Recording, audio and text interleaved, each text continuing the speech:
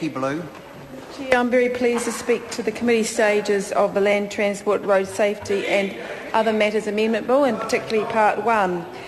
Look, Mr Chair, this is all about improving road safety in New Zealand, and it really complements the Safer Journeys policy that the Minister brought out earlier in the parliamentary term. It really outlines the government's policy to 2020, and it's a very impressive document, and it's an excellent policy, and I think the Minister's shown great leadership, and basically he's implementing that policy.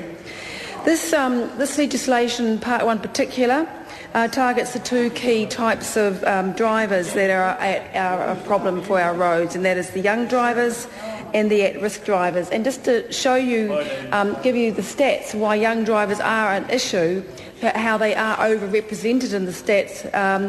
The young people aged between 15 and 24, which is the definition of youth, are little over 14% of our population. And they represent 16% of all licensed drivers.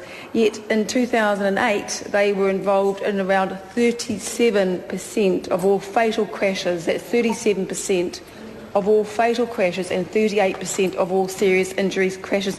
Now, if that doesn't paint a picture, nothing else will. Young drivers are a real problem on our roads.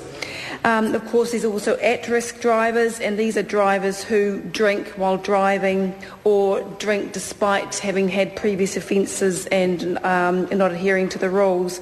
Neither of these groups are particularly new. We've known about them for some time, and though we have known about them, little progress has been made, so this is long overdue.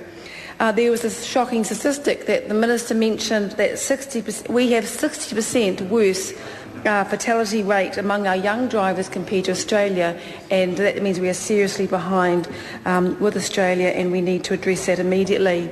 The other thing is 72% of all alcohol-related crashes resulting in death this is a study that was data that's been produced, were associated with high-risk drivers, and those with a previous drunk driving conviction or first-time driving conviction offender of 50% over the limit.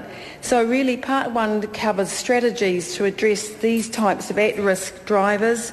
That includes increasing the age to 16, and I am absolutely supportive of that. I find it astonishing that the Labour opposition wanted to retain age 15. Quite frankly, when I learnt to drive, that was some 30-odd years ago, the roads were not as dangerous as they are now. There are about 1 million vehicles on the road.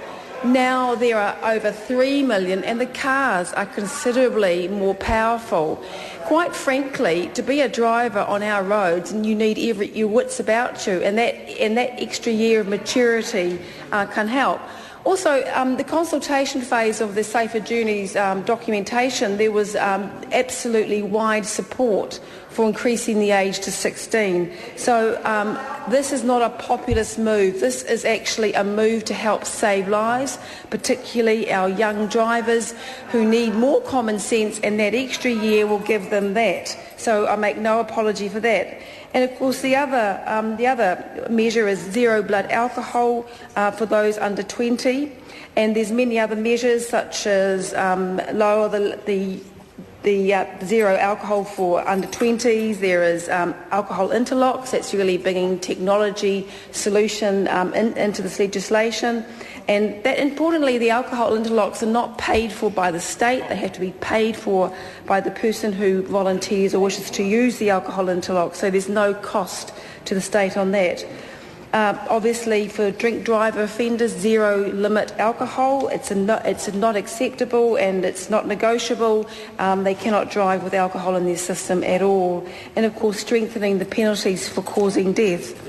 Mr Chair, I would really like to take the opportunity to talk about our alcohol culture. We do have a problem with our youth drinking and binge drinking, and I know that the alcohol law reform that's currently under consideration will go some way to address all that.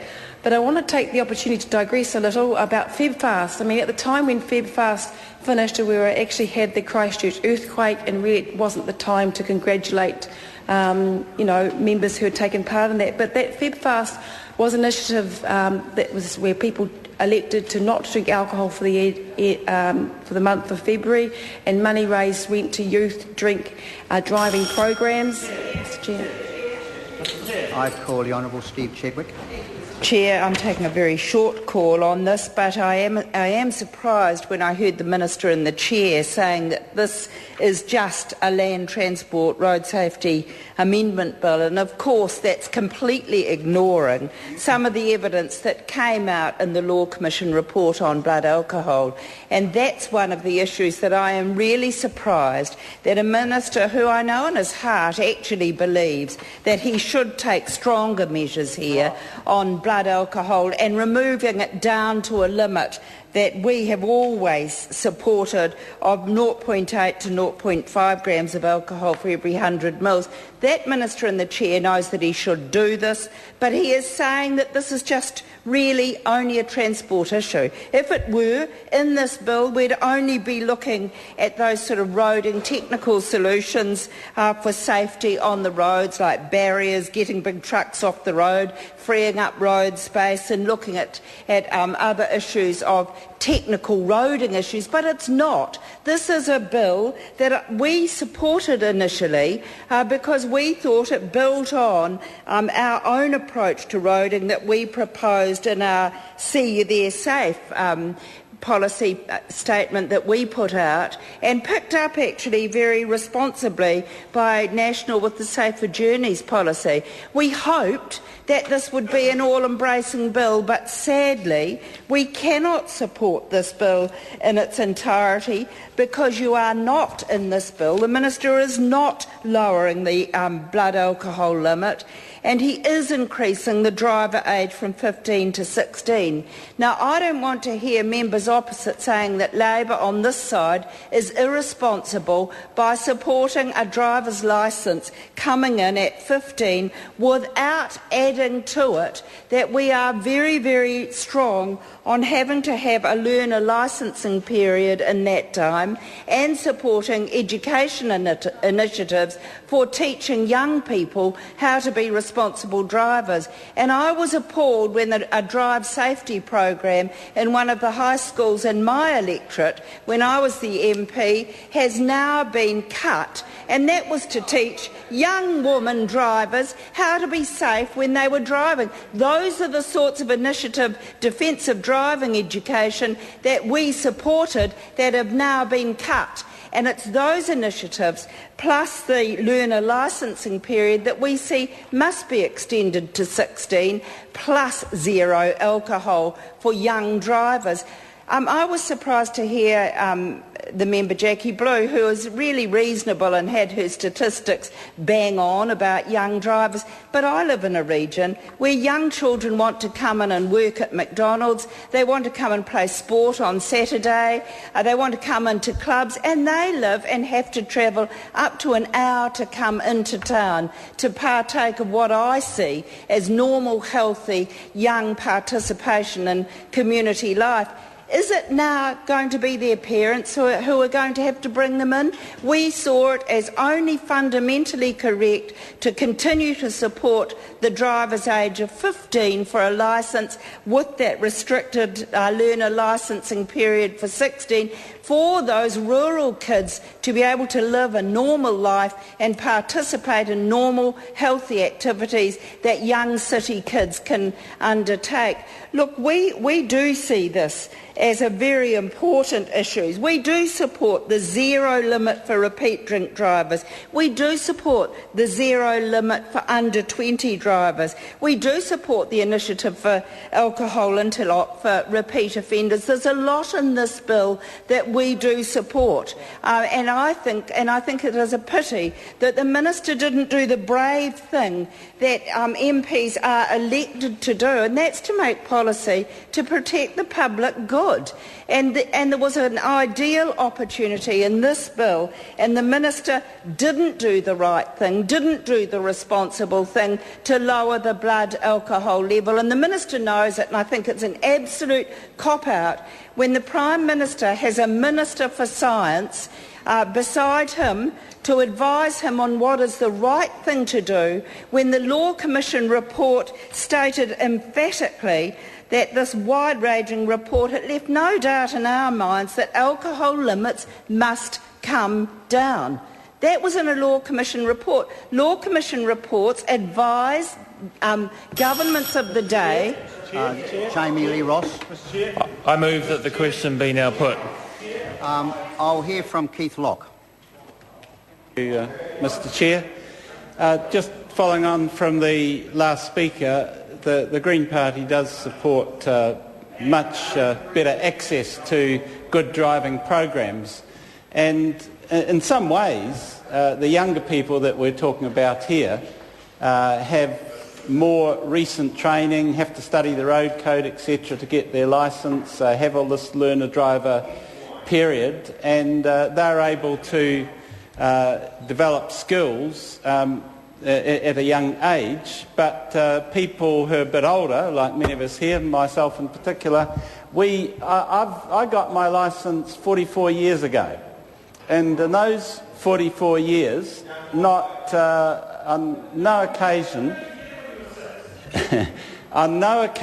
have I been required to do any additional course, to do a defensive driving course, to look at the road code, to do any test, absolutely nothing. And I think while we've got provisions here under Part 1, for instance in Clause 52, compulsory attending at driving improvement courses, court may order compulsory driving tests, things like that, that's good, and it's good it's in here because if people have committed offences, they're clearly not up to it in terms of safe driving. Sure, put them through a course. But what about the rest of the community? There should be courses available and encouragement for people to go to them, and as the last speaker, Steve Chadwick, says, they're actually cutting back on funding for courses, in this case I think for younger people, but there should be more financial provision for driving courses for the whole community and encouragement of people. At the moment, it really only applies to you at a very young age and getting your licence, or if you're at a very old age and your sight might be going a bit and you have a test, as a lot of older people do. But in the many decades in between, there's no requirement to do anything or any encouragement to do anything, and I think that's pretty bad.